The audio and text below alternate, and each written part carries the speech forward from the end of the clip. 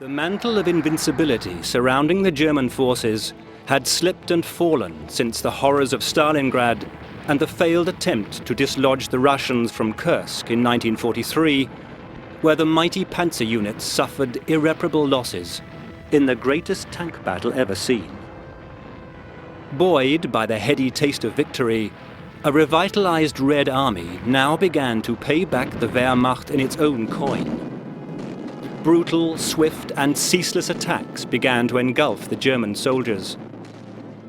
As the last months of World War II passed, so too did the gory shadow of German occupation in Russia.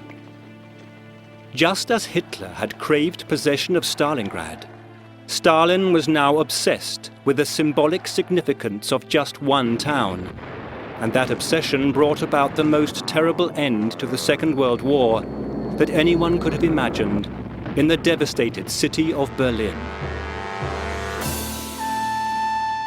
Hitler was in a quandary when he withdrew forces from the Orel-Kursk salient to bolster the failing Italian front. He did so against the wishes of his commanders, as he had done so often in the past. The Führer had still not comprehended the dramatic change that had taken place on the Eastern Front. An attack near Belgorod, shortly after the conflict at Kursk, proved this beyond doubt. Involving 18,000 Hitler youth sent fresh from Germany, the offensive pressed forward for 10 days before it too collapsed. The Russians began bombing the vitally important Romanian oil fields, from where Hitler drew his last reserves of oil. Once the Romanians defected from the Axis powers, Hitler's coalition structure, without which he was to become increasingly vulnerable, rapidly began to break down. The Bulgarians were forced into the Axis, only to surrender 4 days after declaring war on Russia. Yugoslavia had been freed by Tito. The British and Americans were grappling their way up through Italy. And Mussolini had been deposed. The situation demanded intelligence and flexibility from German commanders. Hitler, the supreme commander, proved himself ridiculously but lethally inadequate for the task. The Russians had scythed through the German front, peeling open the way to Eastern Prussia and Berlin. In the Ukraine, some 60,000 Germans were encircled. When the Crimea fell to the Russians, another 100,000 Germans went into captivity. The hunters had become the prey.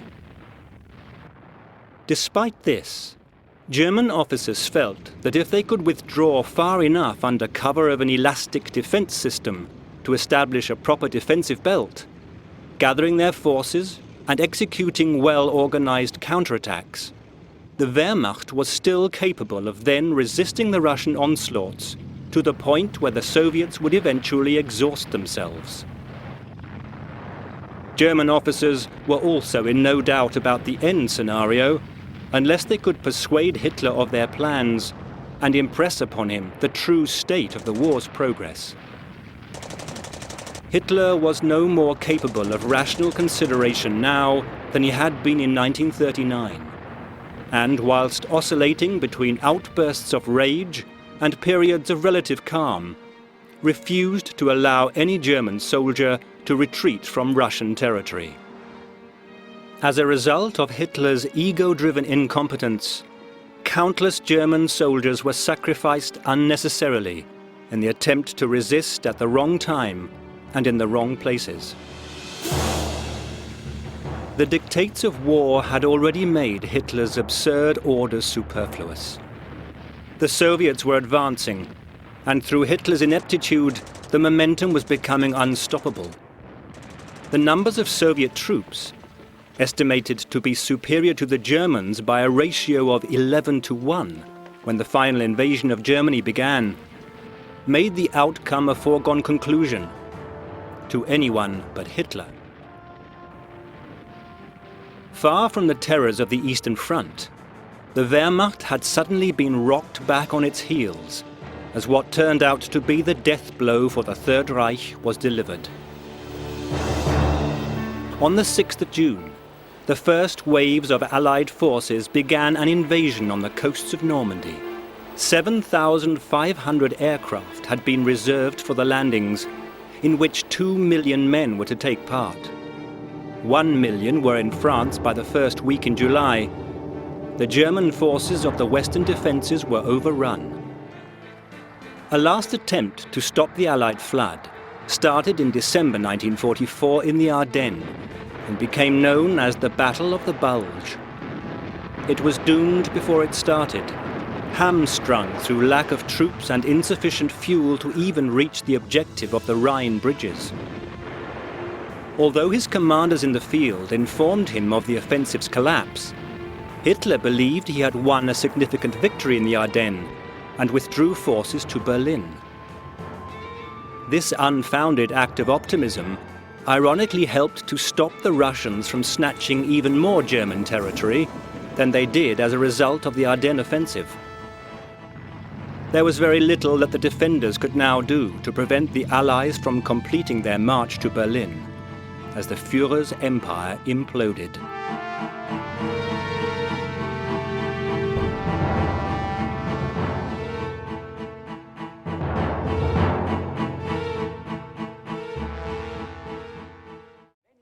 The Germans had a mortal fear of the Slavs in the east, a fear that had been stoked by continuous Third Reich propaganda. Hitler's regime ensured that the fear was justified. Some 23 million Russian soldiers and citizens had perished in terrible agony during the German onslaught, an unimaginable number. The land had been ravaged and homes left in ruins. Such sights could only inflame Soviet wrath still further. The Germans may have been in full retreat, but they exacted a blood-stained toll from the Soviet soldiers. They destroyed anything from railway lines to weapons that they could not take with them. Yet even as they destroyed, German soldiers were in no doubt that if they fell into the hands of the Red Army, revenge would be swift and merciless.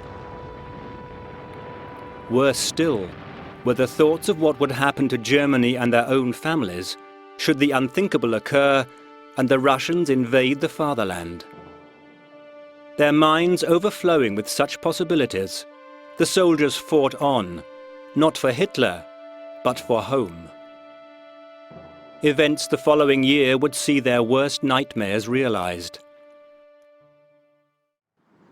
Once the retreat was underway, the Russian partisans stepped up their attacks on the Germans, their supply lines and equipment, hitting them whenever and wherever they could.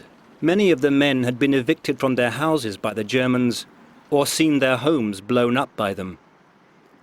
Others had escaped from the huge German encirclements or fled from the threat of deportation to the Reich factories. One of the most heartbreaking episodes was that of 18-year-old Zoya Kosmodemyanskaya, captured whilst setting fire to German stables. Led to the gallows, her alleged crimes written on a board hung around her neck, she defiantly told her captors that they could not hang 190 million Russians. Then she was executed. The Russians were no longer the underdogs, no longer naive in the tactics of warfare.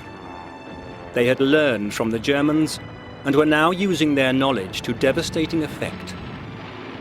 Soviet starfighters and bombers flashed through the skies where once the Stukas had dived. Russian tanks smashed the panzers into flaming wrecks, and artillery hurled unceasing bombardments into the German lines. In the wake of the steady German retreat came the liberation of the Russian cities and towns that had withstood the stranglehold of German aggression. Leningrad had been freed from 900 days of starvation and never-ending bombardments in January 1944.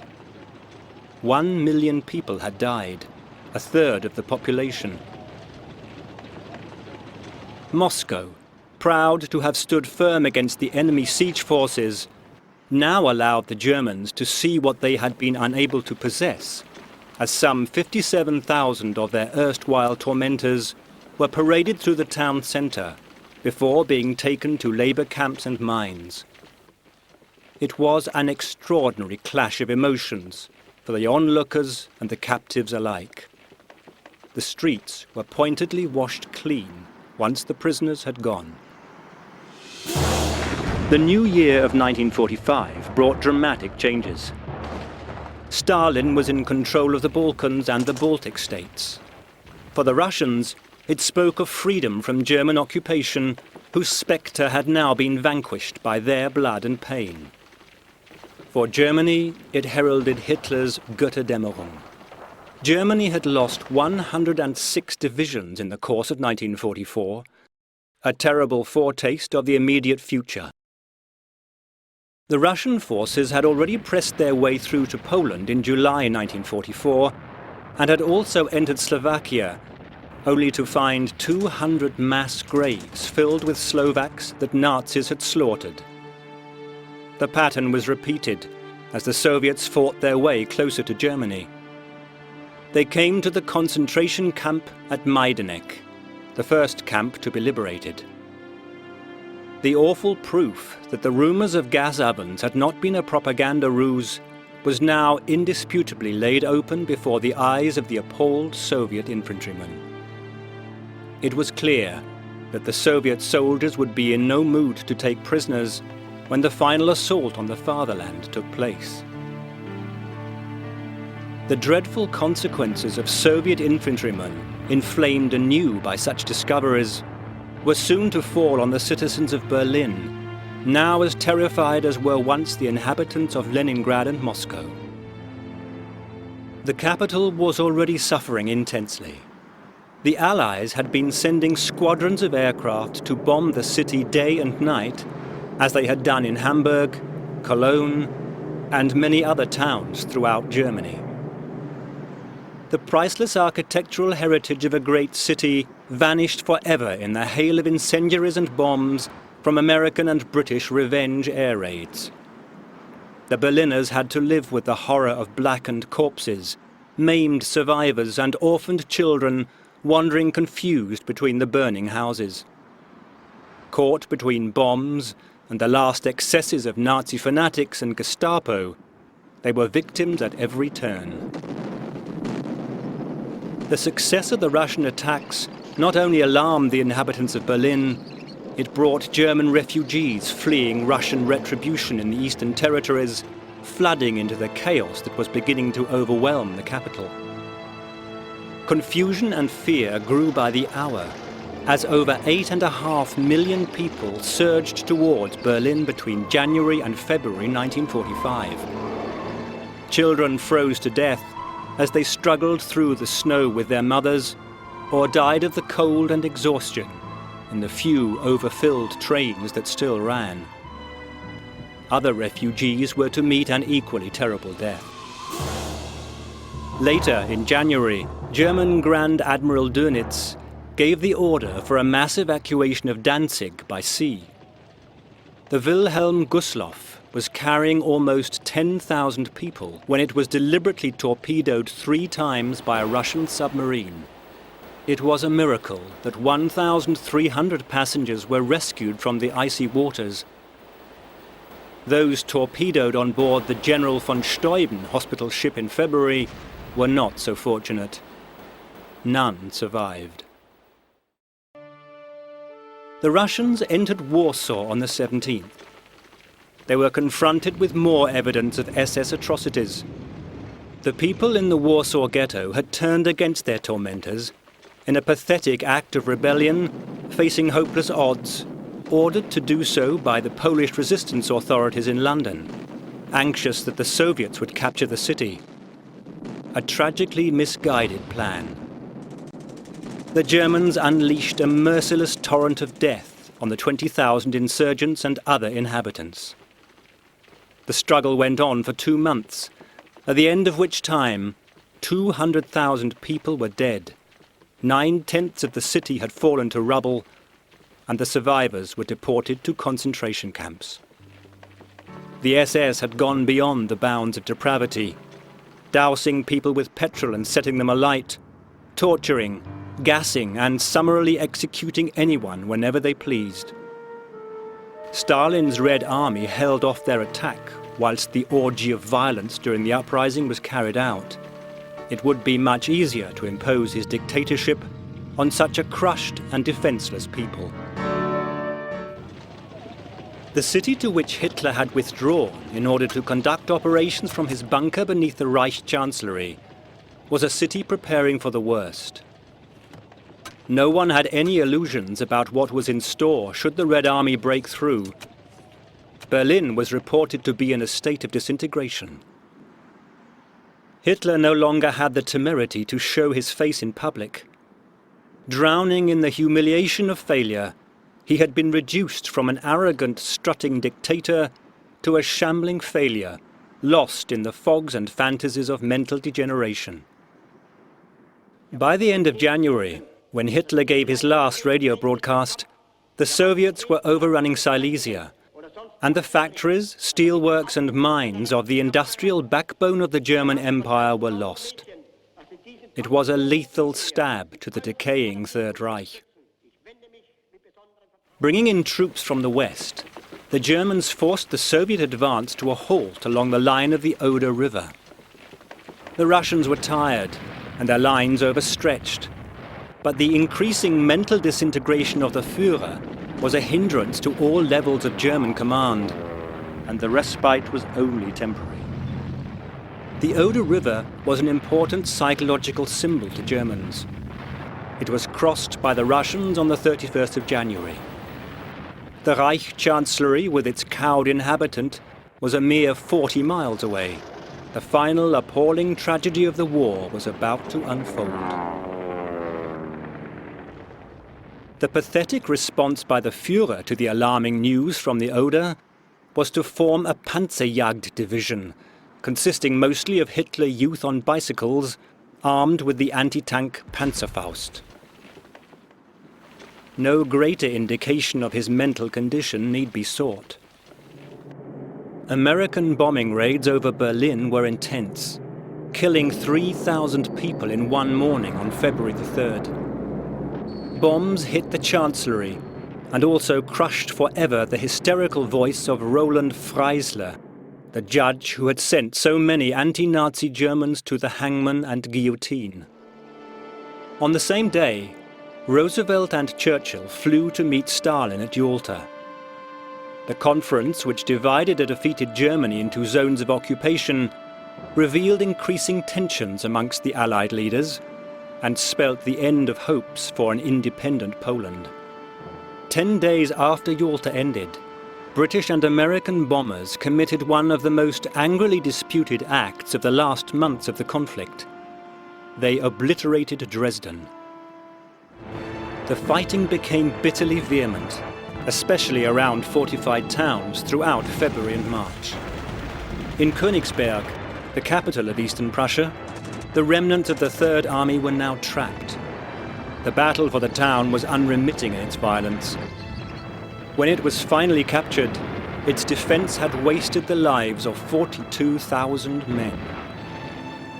In Breslau, the blind fanaticism of the German command ensured that the worst siege of the war on German territory lasted until after Berlin had fallen. With the severity of the battles increasing, so too did the punishments for those attempting to desert or avoid the carnage. On both sides of the line, the alternative to fighting was to be hanged or shot. An eerie air of catastrophe was setting over Germany. Hitler's ranting instability caused fierce rows with a fearless General Guderian about the strategy to deal with the situation. Guderian only managed to squeeze a German panzer counterattack towards the coast out of the Führer, but this had to be abandoned 48 hours later. The Russian presence was simply too great. When a shocked Stalin heard that the bridge at Remagen on the Rhine had been captured by the Americans on March the 7th, the Russian push for the capital took on a new urgency. Aware that Churchill wanted to get to Berlin before the Russians, Stalin saw that this possibility now existed. He need not have worried. Roosevelt and the Americans were anxious to placate Stalin, and Churchill's misgivings, based on reports from Soviet-occupied Poland, were ignored. Were it not for the political infighting that pitted Eisenhower against Montgomery in a tussle for power that mirrored that of the Soviet commanders, the whole course of post-war German history would have been radically different. Nervous of Churchill, Stalin urged Zhukov and Chuikov to begin the final assault, playing on their intense rivalry to overcome the enormous difficulties. He hoodwinked the Americans into believing that Berlin was no longer of importance, and that he would not send the bulk of his forces there. Eisenhower fell victim to his own desire to believe what he heard. For that weakness, post-war Germany paid a high price. Roosevelt died on the 12th of April. American policy did not change with his death. The Americans sped across Germany to the Elbe, but on the 15th, they were ordered to go no further. Stalin's deceit was working faultlessly. The catastrophe was ready to begin, and Hitler had just 15 more days to live. At 5 a.m. on April the 16th, the Russian artillery filled the air with shells. 42,000 artillery pieces were lined up to batter the German defensive lines, whilst searchlights pierced the early morning air in an attempt to blind the defenders. Russian troops waded into the river Oder and moved on the Zelo Heights, the last natural barrier before Berlin, as the battle descended into chaos. Regiments and battalions lost orientation in the smoke and marshy ground, and Soviet casualties mounted alarmingly through ruthless German resistance. The attack mutated into a massacre of Soviets. The bright lights blinded their own frontline troops and made them easy targets for German guns. 30,000 of the Red Army men were helpless victims of Stalin's over-optimism and haste. Soviet advances were nowhere near as rapid as expected. For the next week, the merciless fighting heaved towards the capital, with the Germans throwing everything in manpower and weapons that they possessed at the Soviets, grinding their way forward step by step. In Berlin, the shell detonations in the east were already shaking the buildings as Hitler celebrated his 56th and last birthday on April the 20th. American and British bombers made sure that the inhabitants of the town paid a heavy price for the Führer's presence on that special day. One day later, following the last air raid, senior Nazi Party officials rushed to leave the city. Shortly after the bombers turned away, the first direct artillery fire on Berlin sent shells crashing into the city centre, a prelude to the nightmare yet to come. Hitler was astounded by the artillery bombardment, but it did nothing to clear his head. On the contrary, he added to the confusion as he scattered around orders for assaults with non-existent troop units, regularly threatened officers with executions, and dismissed others. His mood swung between demonic delight that a country unworthy of him was getting what it deserved, or that an enormous counterattack was going to bring victory, and paranoid belief that he was surrounded by traitors. General Heinrizi was one officer who incurred his bitter wrath. Unlike his Führer, General Heinrizi, responsible for the defense of Berlin, knew what was happening. He was good at his job, and his fault had been to attempt to draw the Russians away from Berlin to avoid more senseless casualties. Against the 1.5 million Soviets ranged around Berlin and beginning to move into the outskirts of the capital, Berlin was a city defended by little more than the 40,000 partly unarmed men of the Volkssturm militia, primarily made up of old men and youngsters, and the Hitler Youth. These were sent in remorselessly against the Soviets, with a cold indifference that beggars belief, by a man who had already taken his leave of reality and now wallowed in contempt for the German nation. Only 45,000 regular troops were available.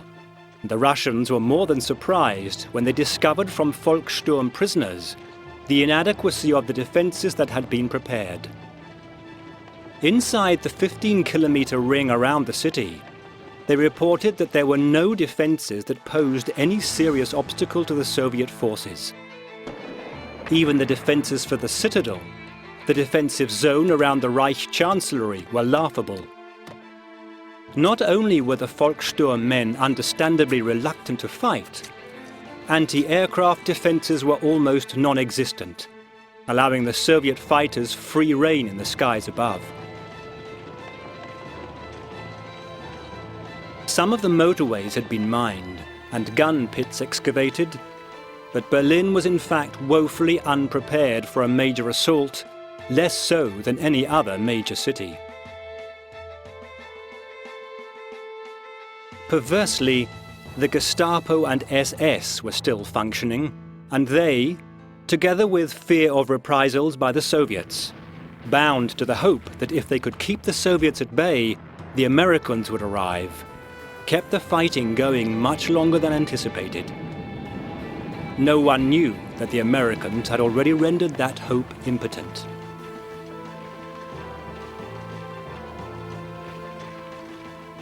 So the Soviets and Germans were locked in combat for the last time as they reenacted the ghastly street fighting in Stalingrad. Those left in Berlin were now in the very center of the vortex of terror. The soldiers knew that it was going to be, as they described it later, a battle fought over corpses for a cause that had been lost a long time before. But the fear of the Bolsheviks was far greater than the fear of death. The heavy artillery bombardments began to give way to attacks by Soviet storm troops. Groups of 6 to 8 men with submachine guns, grenades, knives, even sharpened spades, all grisly reminiscent of Stalingrad. They found themselves having to clear their way house by house, as the SS and Volkssturm men abandoned barricades which were obvious targets and took up positions in the ruins. Machine guns and rifles were placed in the upper floors, whilst the Panzerfausts, which worked more efficiently on the level, were sited on the lower floors and cellars. Separate groups of Russians made their way along the rooftops, the cellars and the streets to deal with the threat lowering behind the walls. The Soviets used flamethrowers and grenades to dislodge the defenders, blowing up cellars and rooms with complete disregard for civilian casualties. General Chuikov had ordered his men to hurl grenades into every room they passed and follow up with machine gun fire. If the civilians weren't killed, they were forced out into the street at gunpoint, into the thick of the fighting.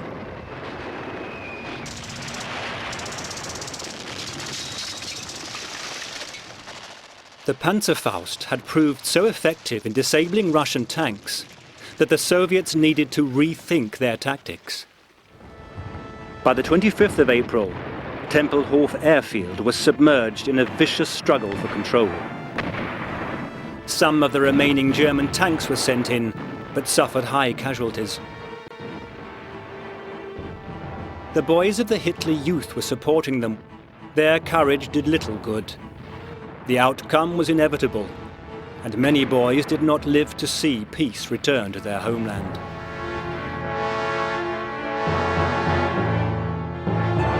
After the airfield had fallen to the Russians, they rounded up 2,000 women to clear the debris of battle. And if the Americans needed any further proof of Stalin's intentions, the following day, the Russian artillery launched a massive bombardment of the city center, backed up with sweeping air raids. This led to even further tension between the rivals, Zhukov and Chuikov.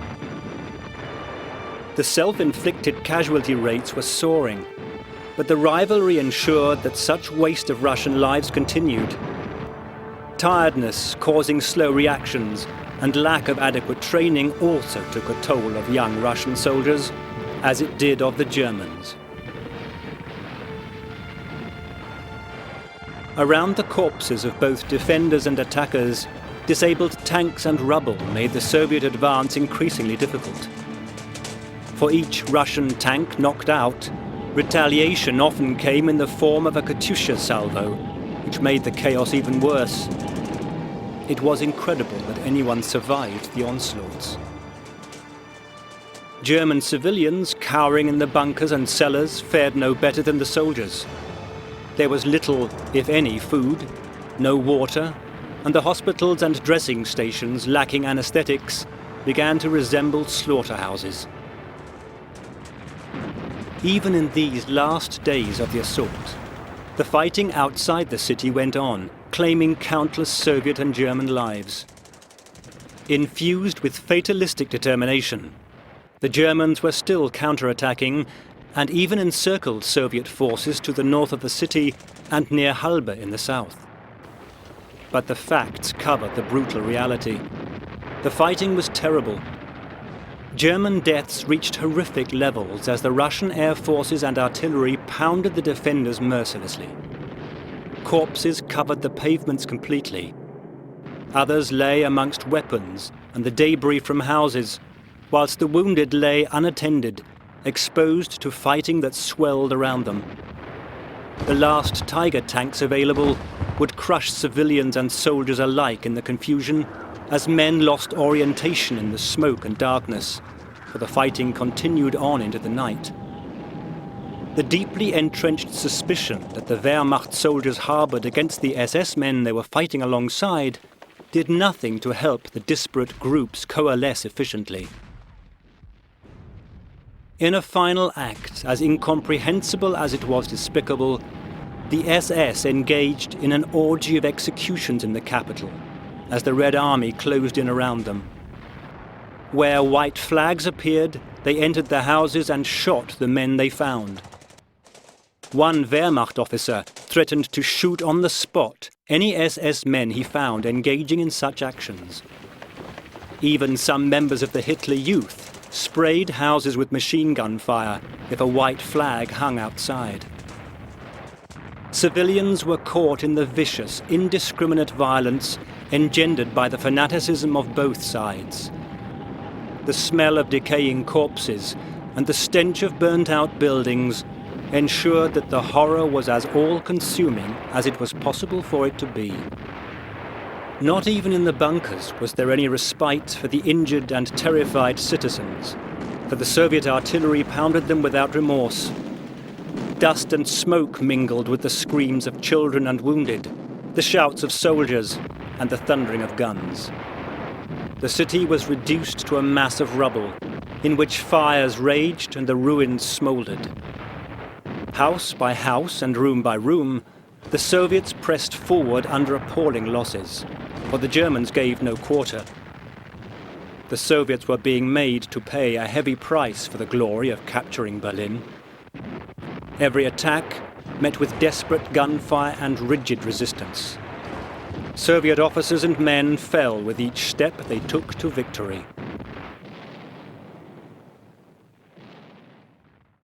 In the Führerbunker, events had taken on the elements of a tragic opera. Eva Braun, Hitler's mistress, was still with him. At midnight on the 28th, he married her in the presence of Martin Bormann and Joseph Goebbels, whilst in other rooms, his SS guards descended into indiscriminate sexual indulgences with the other women left in the bunker. It was a hideous cabaret of indifference, considering that men were dying in agony in the streets above, on the orders of these same men. The Soviets were less than 1 mile from the Reichstag. One by one, the landmarks of Berlin fell to their assaults, as they closed in on the Brandenburg Gate, the Reichstag, and the Chancellery with its deluded dictator beneath. The final assault to capture the symbol of German power began on the 29th. Even at this close distance, heavy howitzers were being used before infantry stormed buildings. Many German soldiers continued to resist, even when fighting on the top floors of buildings otherwise occupied by the Russians. As their comrades had done so often at Stalingrad and after, the men displayed extraordinary discipline in the face of hopeless odds and inescapable death. At dawn on the 30th, the Soviets had penetrated to within 400 meters of their prize, the Reichstag Parliament building. It was surrounded with a network of defended positions amongst the destruction, and the entrances were sealed. In total, 10,000 Germans were embedded in the government district. Amongst them were the last volunteer members of the Charlemagne division of French adherents to the Nazi cause. Death awaited them here or in France, so they had nothing to lose. For the Soviets, so close to victory, the last assaults were going to be every bit as bloody as any that had gone before. Some 90 guns from the Soviet artillery subjected the Reichstag to a continuous pounding that astonishingly was unable to destroy it completely. An attempted assault failed as German anti-aircraft guns sighted at the Zoo bunker 2 kilometers away opened up. Any thoughts of taking the building that day had to be abandoned, and the troops remained under cover as more tanks and self-propelled guns were gradually brought up to help in the task. Elsewhere, and throughout the day, the fighting went on unabated as the death toll on both sides steadily climbed. The 30th was the last day of Hitler's abysmal life. Oddly, for a man determined to take the ungrateful German nation down with him, he had prepared his successors. Admiral Dönitz was to be President of the Reich, Joseph Goebbels, Reich Chancellor. There was to be no question of capitulation. Berlin was to endure its agony to the final minute. In the early afternoon, Eva Braun and probably Hitler too poisoned themselves. Shortly after, a shot rang out. The Führer was dead. The man who had caused so much unspeakable misery was finally too scared to face the world on which he had unleashed such an inferno of death, and died as the centre of his 1,000-year Reich and its distorted philosophies were being blown apart. The corpses of the dead couple were taken outside into the garden of the Chancellery, doused with petrol and burned. Those standing around raised their arms in Nazi salute. The revolting infection of National Socialism had still not been defeated. The Russians, enthused by their advances across country to the north of Berlin, even seriously discussed the idea of taking Denmark. Only swift British action by the troops under Field Marshal Montgomery to occupy the northern sector of Germany prevented them from gaining an even greater foothold in Europe. But the Americans had no intention of doing the same for Prague. The new American President Truman refused a British request to have American troops prevented from falling into Russian hands.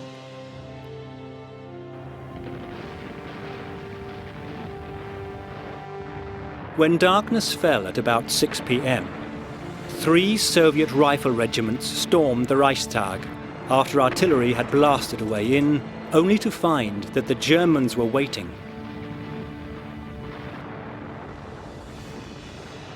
With rifles, hand grenades and even panzerfausts, a terrible and bloody battle exploded within the walls of the Parliament. Even as the red flag of victory was hoisted up outside, the fighting continued inside throughout the night in a futile gesture of defiance. No one knew that Hitler was dead. Not until the afternoon of the following day did the German defenders lay down their weapons. From the remains of Hitler's entourage left in the Chancellery, an attempt was made to negotiate a ceasefire with the Soviets. Goebbels refused unconditional surrender. The Soviet response was to unleash what has been described as a hurricane of fire on what was already a devastated city. No one was to be spared, even in the dying embers of the Third Reich. There was no ceasefire to end the terror immediately. Whilst some, such as the defenders of the fortress at Spandau, negotiated an end to the hostilities for their bunker, others continued fighting. Attempts at breakouts to avoid Soviet captivity, using the last of the tanks, ended in massacres of civilians and soldiers alike. Most of those left in the Chancellery had fled following Hitler's death to try their luck in escaping the Russians. The officers left behind committed suicide. In an act of grisly fanaticism, Goebbels and his wife Magda gave their children morphine and then poisoned the drugged children. Goebbels and his wife bit their ampules of poison.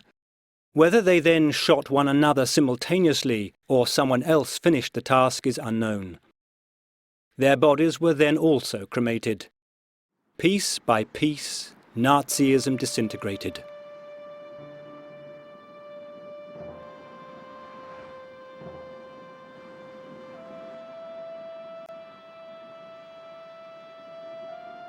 By May the 2nd, Berlin's tragedy was all but over.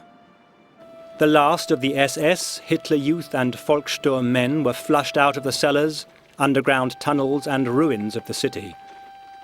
All over the capital, fires burned and smoke hovered above the masses of German prisoners, many among them children, being rounded up and escorted away. They walked through destruction that was mirrored in bombed and destroyed towns everywhere in Germany. A leaden silence embraced the smashed city as Germans struggled to contain their fears and come to terms with the collapse of a nightmare regime and the country it had ruled with steel-cast ruthlessness in peace and at war. The tide of soldiers and civilians attempting to cross the Elbe and get to the Americans increased once the news of the death of the Führer and the fall of Berlin filtered through. Little did they realize that the Americans, anxious still to placate the Russians, had promised Stalin to hand over German prisoners to the Russians. All over Europe, the war was strangled and faded. On the 4th of May, Montgomery accepted the capitulation of northern Germany in Lüneburg, and General Jodl signed an instrument of surrender on May the 7th in Reims. German forces were still fighting in Courland and Czechoslovakia as he did so.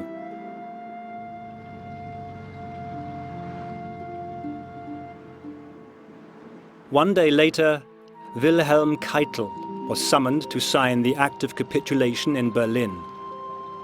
For Europe, the greatest war in the history of mankind was over.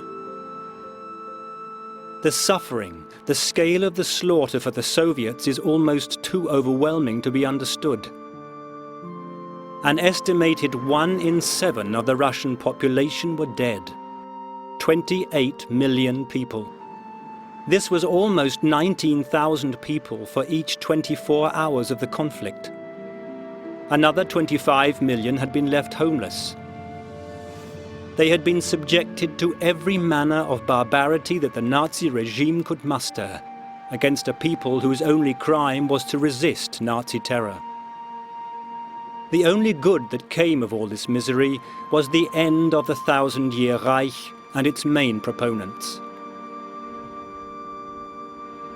Nothing could ever replace the dead husbands, daughters, wives and sons, or erase the vile and painful memories of all who survived. They would always remain. The sight of Göring and other Nazi adherents on trial in Nuremberg after the war did little to help. The majority of sentences were too lenient in view of the heinous crimes they had perpetrated. Göring too escaped his execution with a cyanide capsule. Not even Stalin was interested in pursuing the Nazi elite. His interests lay elsewhere, as parts of battered Europe were now swamped with a new version of total dictatorship. The Yalta Conference had also sealed the fate of Russian prisoners and deserters who were to be handed back to Stalin's gruesome regime. The men of the Red Army who had dared to allow themselves to be captured and undergone years of hardship and mistreatment at the hands of the Germans were herded together to be used at best as slaves in the labor camps and mines of Mother Russia. The victory in Germany was degraded by another dictator who made a mockery of the sacrifice of millions of men.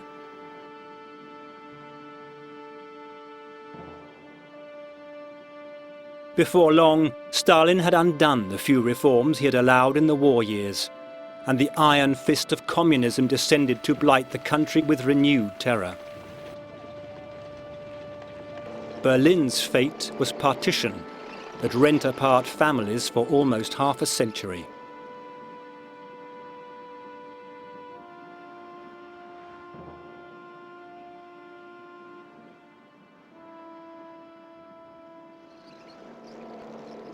But nothing can deprive the Soviet people of their momentous achievement, without which the virulent cancer of National Socialism may have ruled even longer over the peoples of Europe. From unimaginable horror, they emerged triumphant to crush their tormentors. Their victory in Berlin was an important symbol of hope. All over the world, the joy of peace returned was lined with a heavy sadness for those who had lost and sacrificed their lives in the deserts of North Africa, the jungles of Asia, and on the beaches of France. Subsequent conflicts prove how unlikely it is that politicians will ever exhaust the excuses to send soldiers to their deaths. But the depth and extent of depravity and human degradation of Hitler's rule were unique, as were the sacrifice and courage of those men and women who lived and died during the black years of World War II.